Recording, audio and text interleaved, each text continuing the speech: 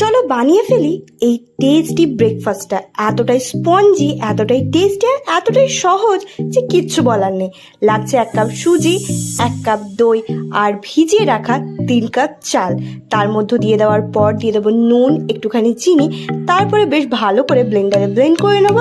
এবারে একটা পাত্রের মধ্যে ঢেলে তার মধ্যে দিয়ে দেবো একটা ফড়ং, যেটার মধ্যে থাকবে তেল, সর্ষে, কারি পাতা। তারপরে বেশ ভালো করে মিক্স করে এর মধ্যে ঠিক যখন গ্যাসে চাপাবো তার 2 মিনিট আগে দিয়ে দেবো ইনো। তার আগে একটু কাঁচা লঙ্কা, পেঁয়াজ দিতে পারো, আমি নিরামিষ দিয়ে বানিয়েছি।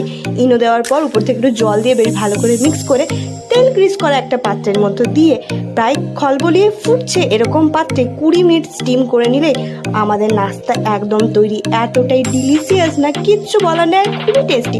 ডিটেলসে ভিডিও দেখতে চাইলে নিচে কমেন্ট করো, আমি ফুল ভিডিও নিয়ে আসবো বড় ব্লগে। ভালো লাগলে লাইক শেয়ার সাবস্ক্রাইব করবে। টাটা।